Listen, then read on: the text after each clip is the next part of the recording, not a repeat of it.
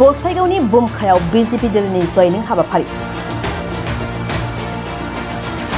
फैगौ लोकसभा बिसायख'थियाव एनडिएनि बिजाथि जयन्त बसुमतारीखौ देरहासार खालामनो थाखाय इउपिपि दोलोजों लोगोसे बीजेपी दोलोआबो मैखोमै खामानि मावगासिनो दं।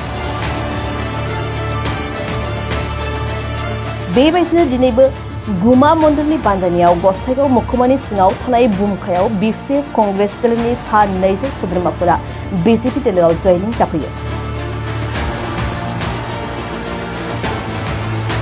दिनैनि बे जयनिं हाबाफारियाव बिटिसिनि मावफुं सोद्रोमा रेवरेवा नार्जिहारि, बारगु एमएलए बनेन मोसाहारि, क'क्राझार जिल्ला बीजेपी दोलोनि लोगो आफादगिरि जेटमल माल्ल आरो गुमा मण्डलनि आफादगिरि नीलेश्वर रायमोनहा बाहागो लानानै बीजेपी दोलोआव गोदानै हाबफैनाय सोद्रोमाफोरखौ बरायो।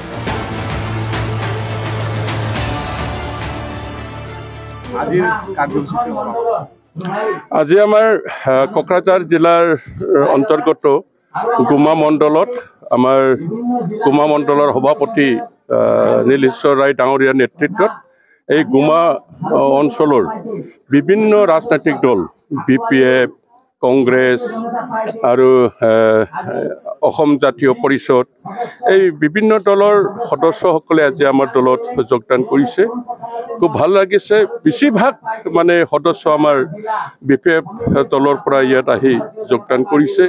কিছু প্ৰাক্তন ভিচিডিচিৰ চেয়াৰমেন আছে, কিছু প্ৰাইমাৰীৰ প্ৰাক্তন সভাপতিসকল আছে। এইসকল আজি আমাৰ দলত আহি যোগদান কৰিছে। আগন্তুক আপোনালোকৰ কেনেকুৱা পৰিস্থিতি যে আপোনালোকৰ নিৰ্বাচনী প্ৰচাৰ অভিযান চলি আছে, আপোনালোকে কেনেকুৱা ভোটত জয়ী হ'ব বা আপোনালোকৰ মূল প্ৰতিনিধি? চাওক, জয়নিং প্ৰগ্ৰামটো আজি বুলি নহয়, আমাৰ বহুত দিন আগৰ পৰাই জয়নিং প্ৰগ্ৰামটো চলি আছে। এতিয়া আমাৰ এই জয়নিং প্ৰগ্ৰামৰ লগত সংগতি ৰাখি আমাৰ যিখিনি 1 নং কোকৰাঝাৰ লোকসভা সমষ্টিৰ যিখিনি লোকসভা নিৰ্বাচনী প্ৰচাৰ, এই নিৰ্বাচনী প্ৰচাৰৰ লগে লগে আমাৰ জয়নিং প্ৰগ্ৰামো চলি আছে। আৰু এইবাৰ কোকৰাঝাৰ লোকসভাত আমি ভাৰতীয় জনতা পাৰ্টিৰ পৰা তথা আমাৰ ইউপিপিএল আৰু এজেপি আমি এনডিএ দলৰ মনোনীত প্ৰাৰ্থী জয়ন্ত বসুমতাৰী ডাঙৰীয়া যে জিকিব, ইয়াত কোনো ধৰণৰ সন্দেহ নাই। ইতিমধ্যে আমি সকলোকে আহ্বানো কৰিছোঁ, আমি জনাইছোঁ। আমাৰ কাৰ্যকৰ্তাসকলেও প্ৰত্যেকেই আহি নিজা নিজা কাম কৰাৰ পিছত আমাক অফিচত ৰিপৰ্ট দিছে যে এইবাৰ বিপুল ভোটত প্ৰায় 2,50,000 ওপৰৰ ভোটত আমাৰ কোকৰাঝাৰ লোকসভা সমষ্টিৰ এনডিএৰ মনোনীত প্ৰাৰ্থী জয়ন্ত বসুমতাৰী ডাঙৰীয়া জিকাটো খাটাং, ইয়াৰ কোনো সন্দেহ নাই। কাৰণ মানুহ বহুত সুবিধা পাইছে। আজি কেন্দ্ৰত বিজেপি চৰকাৰ, অসমত বিজেপি চৰকাৰ আৰু আমাৰ বিটিআৰ অঞ্চলত আমাৰ বিটিআৰৰ CM শ্ৰদ্ধাৰ প্ৰমোদ ডাঙৰীয়াৰ নেতৃত্বত তেখেতৰ যে শান্তি চুক্তি এটা কৰিলে, সেই শান্তি চুক্তিৰ ফলত আজি বিটিআৰ অঞ্চলত যদি শান্তিৰ পৰিৱেশ হৈছে। শান্তি পৰিৱেশ হোৱাৰ কাৰণে ভাৰত চৰকাৰ, অসম চৰকাৰ তথা বিটিআৰ চৰকাৰৰ যিবিলাক আঁচনি ইয়াত দিয়া হৈছে, এইবিলাক সুচাৰুৰূপে খুব ভালদৰে কাম হৈছে আৰু ৰাইজে উপকৃত হৈছে। আগত কোন ব্যক্তিসকলে অশান্তি চলাই আছে সেইটো আমি ক'ব নালাগে, অসমৰ ৰাইজে সকলোৱে জানে। আজি BTAT চুক্তি হোৱাৰ পিছতো শান্তি হোৱা নাছিল। BTAT চুক্তি হোৱাৰ পিছতো বিভিন্ন সময়ত বিভিন্ন ধৰণৰ অপ্ৰীতিকৰ ঘটনা, কিমান হত্যা হিংসা এইবিলাক আৰম্ভ হৈছিল। কিন্তু আজিৰ দিনত BTAR চুক্তি হোৱাৰ পিছত কি ধৰণৰ শান্তিৰ পৰিৱেশ হৈছে সেইটো অসম তথা বিটিআৰ অঞ্চলৰ ৰাইজে সকলোৱে জানে। আৰু কোন ব্যক্তিসকলক তেখেতে কৈছে ক'ত আছে, কোনো বৰ্তমান যিবিলাক কি কয় মেইন ষ্ট্ৰীমত আহিছে, যিসকলে আজি বিটিআৰটো চলাই আছে, এইসকলৰ উদ্দেশ্যে ক'ব বিচাৰিছে নেকি যে এইসকলেতো তেনেকৈ হত্যা হিংসা কৰা নাছিল, এটা সময়ত আন্দোলনৰ সকলোৱে জড়িত আছিল, আজি এই পৰিৱেশটো নাই। গতিকে এনেই ক'ব লাগে কৈছে। আৰু আজি আমাৰ কোকৰাঝাৰ জিলাৰ অন্তৰ্গত গুমা মণ্ডলত আমাৰ গুমা মণ্ডলৰ সভাপতি নীলেশ্বৰ ৰায় ডাঙৰীয়াৰ নেতৃত্বত এই গুমা অঞ্চলৰ বিভিন্ন ৰাজনৈতিক দল বিপিএফ, কংগ্ৰেছ আৰু অসম জাতীয় পৰিষদ এই বিভিন্ন দলৰ সদস্যসকলে আজি আমাৰ দলত যোগদান কৰিছে।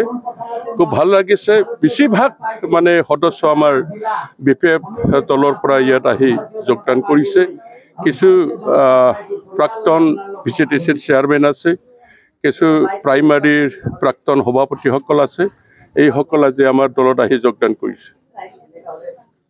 আগন্তুক আপোনালোকৰ কেনেকুৱা পৰিস্থিতি যে আপোনালোকৰ নিৰ্বাচনী প্ৰচাৰ অভিযান চলি আছে, আপোনালোকে কেনেকা ভোটত জয়ী হ'ব বা আপোনালোকৰ মূল প্ৰতিদ্বন্দ্বী? চাওক, জইনিং প্ৰগ্ৰামটো আজি বুলি নহয়, আমাৰ বহুত দিন আগৰ পৰাই জইনিং প্ৰগ্ৰামটো চলি আছে। এতিয়া আমাৰ এই জইনিং প্ৰগ্ৰামৰ লগত সংগতি ৰাখি আমাৰ যিখিনি 1 নং কোকৰাঝাৰ লোকসভা সমষ্টিৰ যিখিনি লোকসভা নিৰ্বাচনী প্ৰচাৰ, এই নিৰ্বাচনী প্ৰচাৰৰ লগে লগে আমাৰ জইনিং প্ৰগ্ৰামো চলি আছে। আৰু এইবাৰ কোকৰাঝাৰ লোকসভাত আমি ভাৰতীয় জনতা পাৰ্টিৰ পৰা তথা আমাৰ UPPL আৰু AJP আমি NDA দলৰ মনোনীত প্ৰাৰ্থী জয়ন্ত বসুমতাৰী ডাঙৰীয়া যে জিকিব, ইয়াত কোনো ধৰণৰ সন্দেহ নাই। ইতিমধ্যে আমি সকলোকে আহ্বানো কৰিছোঁ, আমি জনাইছোঁ। আমাৰ কাৰ্যকৰ্তাসকলেও প্ৰত্যেকেই আহি নিজা নিজা কাম কৰাৰ পিছত আমাক অফিচত ৰিপৰ্ট দিছে যে এইবাৰ বিপুল ভোটত প্ৰায় 2,50,000 ওপৰৰ ভোটত আমাৰ কোকৰাঝাৰ লোকসভা সমষ্টিৰ NDAৰ মনোনীত প্ৰাৰ্থী জয়ন্ত বসুমতাৰী ডাঙৰীয়া জিকাটো খাটাং, ইয়াৰ কোনো সন্দেহ নাই। কাৰণ মানুহ বহুত সুবিধা পাইছে।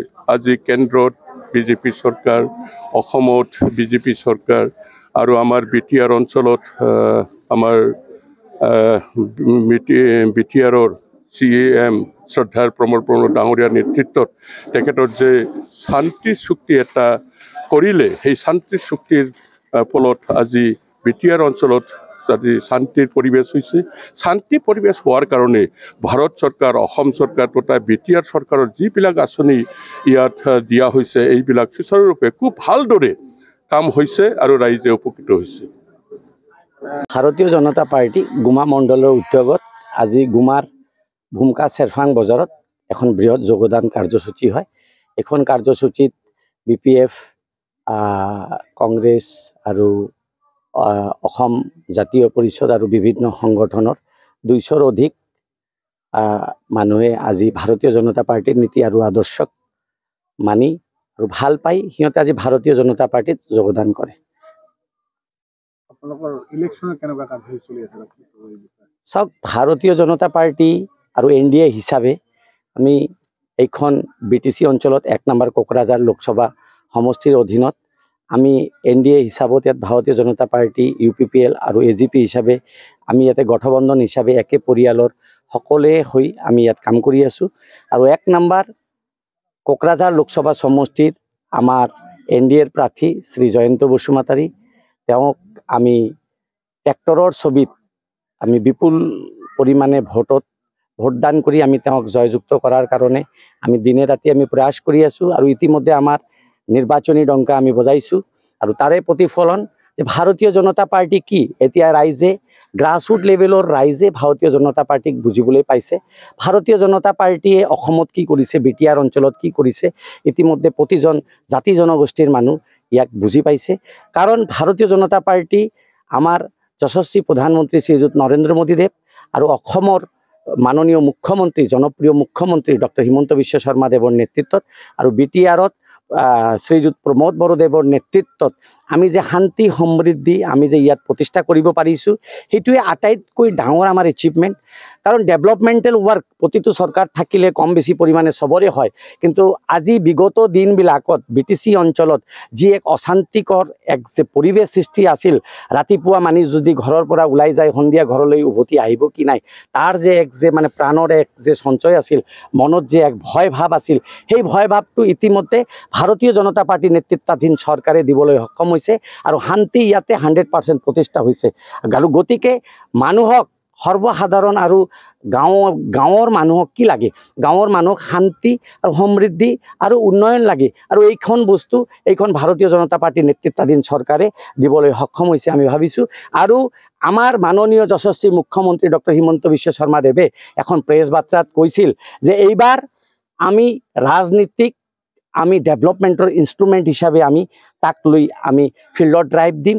আমি যি উন্নয়নমূলক কাম কৰিছোঁ, আমি যিটো শান্তি কৰিছোঁ, আমি যিটো ভাতৃঘাতী সংঘৰ্ষক আমি ৰোধ কৰিবলৈ সক্ষম হৈছোঁ, তাক আমি আগত ৰাখি এইবাৰ আমি ভোট বিচাৰিম। আৰু ৰাইজে স্ফূৰ্তভাৱে আমাক ভাৰতীয় জনতা পাৰ্টি নেতৃত্বাধীন চৰকাৰ আৰু NDA চৰকাৰক এইবাৰ তৃতীয়বাৰৰ কাৰণে, আমাৰ ইতিমধ্যে যশস্বী প্ৰধানমন্ত্ৰী নৰেন্দ্ৰ মোদীদেৱ ভাৰতৰ প্ৰধানমন্ত্ৰী হিচাপে আছে আৰু তৃতীয়বাৰৰ কাৰণে তেওঁ ইতিমধ্যে অধিষ্ঠিত হৈছে, খালি ফৰ্মেলিটিজে বাকী আছে।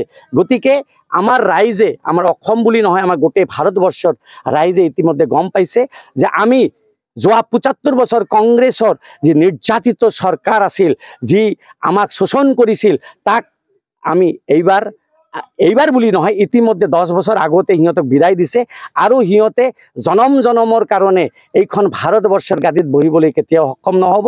আৰু অসমৰ ডক্টৰ হিমন্ত বিশ্ব শৰ্মা দেৱৰ নেতৃত্বত যি চৰকাৰ চলি আছে, সি আগন্তুক 10-15 বছৰৰ কাৰণে সুৰক্ষিত হৈ আছে বুলি আমি ভাবোঁ।